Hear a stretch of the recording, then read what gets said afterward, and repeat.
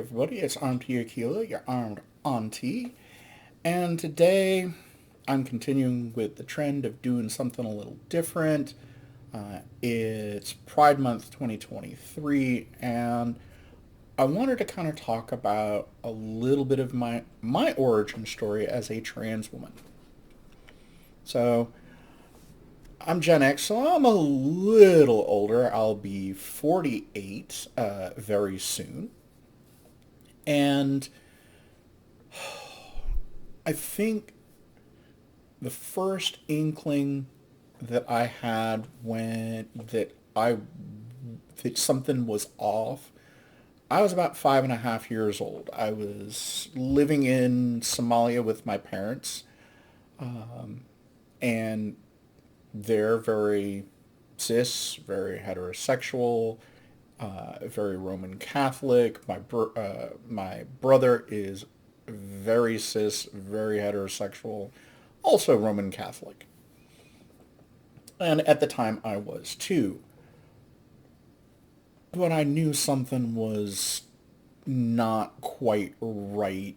And of course, back then there was no internet. In fact, I think at the time the internet was still a DARPA project, and at 5.5 years old, I wasn't going to have access to that.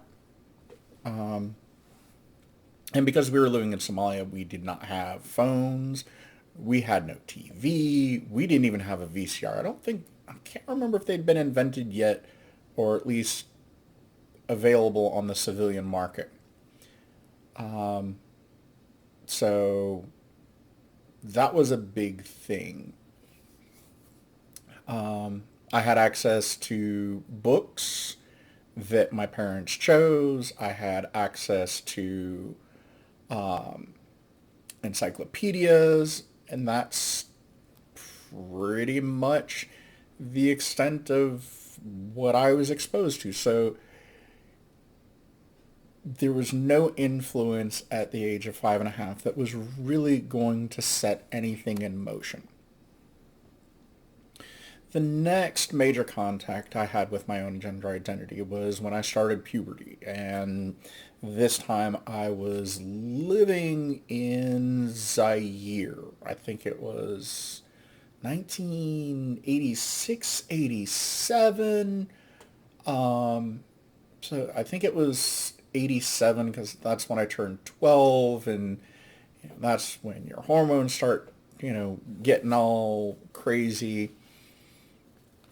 And I remember very much not liking the way my hormones were feeling. I mean, I couldn't have told you that's what was going on at the time because I had no idea. I simply didn't have the language. So even if I wanted to tell my parents, I couldn't because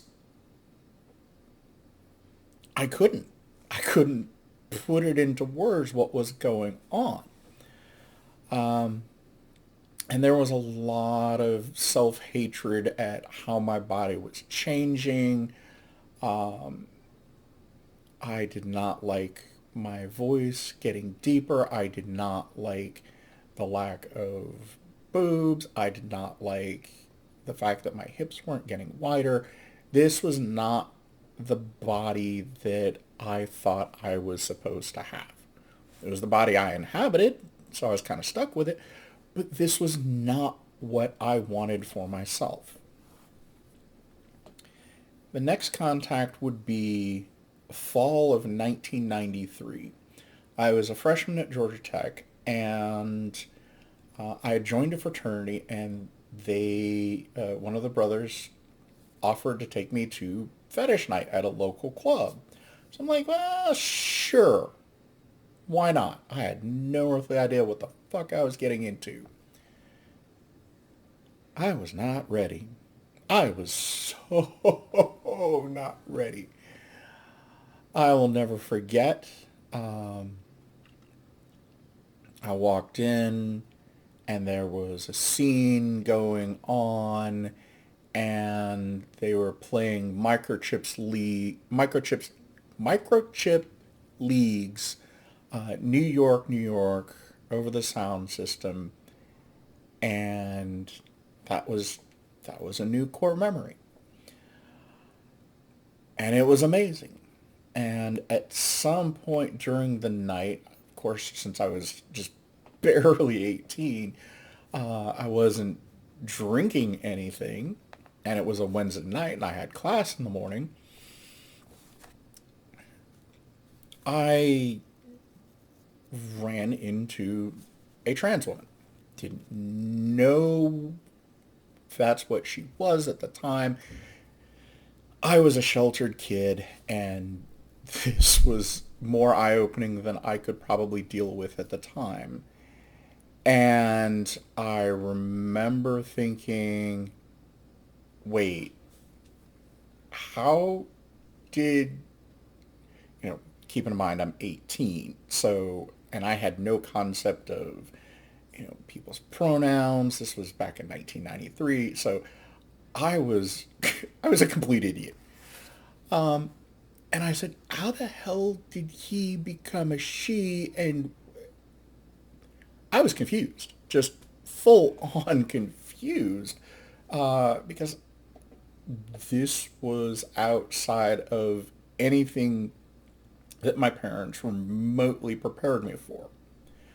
I was already horribly out of my depth just being introduced to a BDSM environment, and then meeting a trans woman was just like, brain shuts down, nothing is happening, no brain processing. But I remember that stuck with me, and it stuck with me for a long time. Hello, Jen. Jen is nesting in my robe next to my feet, so yay, happy kitty. So we're, that was 1993. Fast forward 2 more years, I had turned 20. And I was in therapy with a psychiatrist in the Atlanta area. And I remember it was a family session. So it was me, mom, and dad. And I asked the psychiatrist about it. And of course, this was news to my parents, who thought they had a healthy boy, and I was very unsure of myself. I was scared. My parents loved me, but that's a big, I mean, even for me, I was pretty cocksure of myself at the time, and I was pretty sure that my parents loved me no matter what, and still, I was terrified to bring it up. And in spite of that fear, I brought it up. And my parents were just like, okay, what do we need to do to look into this? And the doctor set me up with the testing according to the DSM-4. Back then it was gender identity disorder. So keep that one in mind. It was there was a pretty high bar. Let me see. I'm actually looking up the DSM-4 criteria so that you understand what was going on at the time.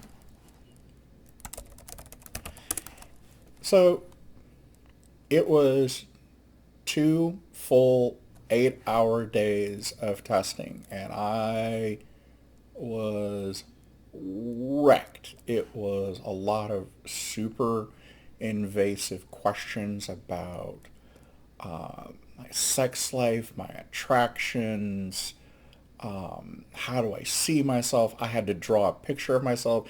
And if you know anything about me, I will absolutely fucking fuck up a stick figure. I cannot draw to save my ass. And I had to draw myself. And how I saw myself. And it was a shit show. So pardon me while I punch this in and pull up the criteria. So here we go. And this is... Okay. So the DSM-4 was published in 1994. So this, when I was making contact with it, it was cutting edge for the time. And so here we go. DSM-4-TR, Diagnostic Criteria for Gender Identity Disorder. So it is the DSM-4, not the DSM-5, which came out in 2013. Strong and persistent cross-gender identification, not merely a desire for any perceived cultural advantages of being the other sex. In children, the disturbance is manifested by 4 or more of the following: repeatedly stated to be, desire to be, or insistence that he or she is the other sex. In boys, preference for cross-dressing or simulating female attire. In girls, insistence on wearing only stereotypically masculine clothing. If you're sensing a theme, these are also these are the diagnostic criteria for gender dysphoria under the DSM-5, but there are a few wrinkles that are inherent to the DSM-4. Strong and persistent preferences for cross-sex roles in make-believe play or persistent fantasies of being the other sex. Intense desire to participate in the stereotypical games and pastimes of the other sex. Strong preference for playmates of the other sex. So that was bullet point 1. Bullet point 2. Persistent discomfort with his or her sex or sense of inappropriateness in their gender role of that sex. Bullet point 3. The disturbance is not concurrent with a physical intersex condition. Number 4. The disturbance causes clinically significant distress or impairment in social, occupational, or other important areas of functioning. So for me, I checked all 5 sub-bullets under bullet point 1. Checked off bullet point 2. Checked off bullet point 3.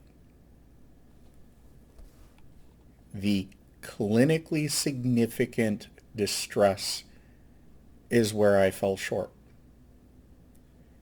And when the psychiatrist came back and was giving his report, he said, and I'm quoting because I will never forget this for as long as I live, "You have a significant fault in your core gender identity, but you do not meet the criteria for gender identity disorder. Therefore, you do not meet the threshold for transition." There was no further discussion. That was it. It was 1995. I was 20 years old. To say that I was crushed is a grotesque understatement. And being that I was the child of the people that I was, I resigned myself to living in an unhappy life. And it affected how I interacted with my friends. It interfered with all manner of things because under the surface of everything that I was doing in my life, there was a sense of resignation. There was a sense of anger because I couldn't be who I knew I was. And that went on for 25 years. And in 2013, when the DSM-5 came out, and let me see if I can't pull that up.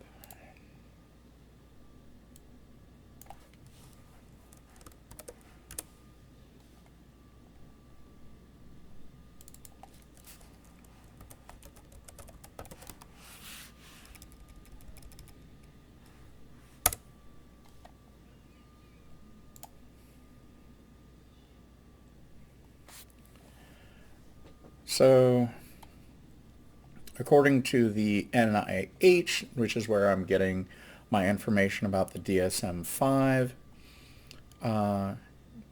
gender dysphoria. There's no disorder component of the diagnosis. So, gender dysphoria is a marked incongruence between one's experience or expressed gender and natal gender of at least 6 months in duration, as manifested by at least two of the following. So previously we had to have 4. Now we had 2. And it's a marked incongruence between one's experienced gender and primary and or secondary sex characteristics, a strong desire to be rid of one's primary and or secondary sex characteristics because of a marked incongruence with one's experience or expressed gender. And these are for children and or adolescents and adults. A strong desire for the primary and or secondary sex characteristics of the other gender, a strong desire to be of the other gender, a strong desire to be treated as the other gender, and a strong conviction that one has the typical feelings and reactions of the other gender. So guess how many I check off? I literally go down and hit all the marks. So when I got evaluated, it was a no-brainer, especially given my prior history of experiencing gender dysphoria, especially, and of course, 6 months or more. We're talking at this point, I was 45, so yeah, I kind of made the threshold. And as much as it hurt, I think getting denied that first time and living the life that I did was important to my success as a trans woman now. I had to make peace with not just what I was, but who I was. And having to, because of fighting with myself, having to take a more direct control over the person that I would become, I think that was really important for my own success. It's helped me develop the grit that I really do need to survive all the bullshit that society is throwing at me as a transgender person.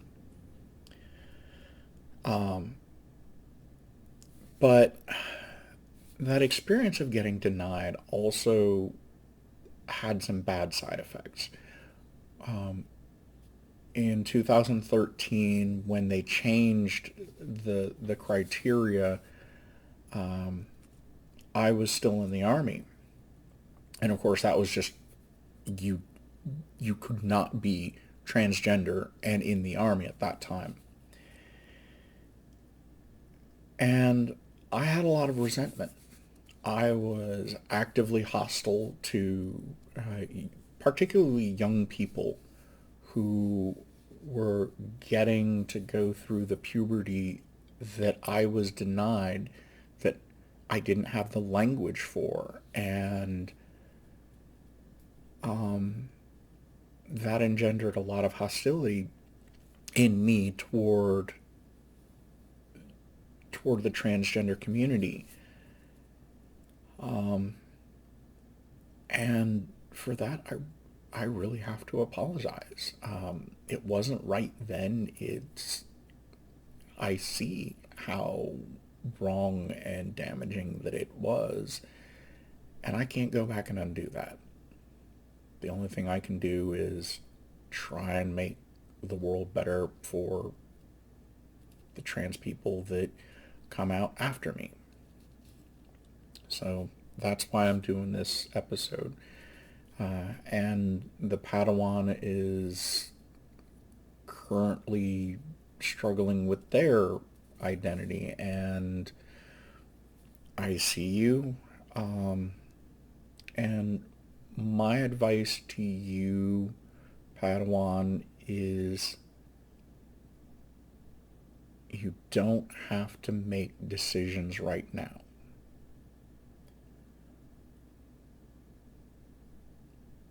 Figure out who you are and make sure you're at peace with that. The what will follow.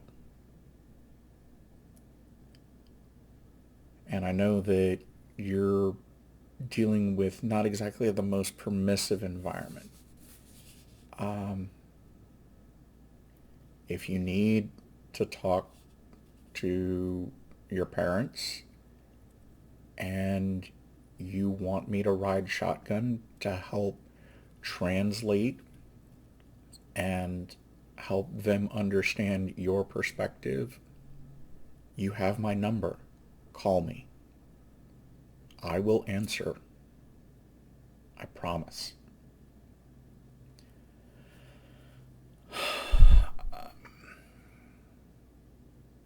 Because of the Padawan, I'm actually in a place where I'm inclined to celebrate Pride. I'm still suspicious of the overarching group because the nature of groups is they cannot care. The individuals within that organization can, but the organization can't care about the individual. That's just the nature of organizations. It's true of the Army. It's true of the Catholic Church.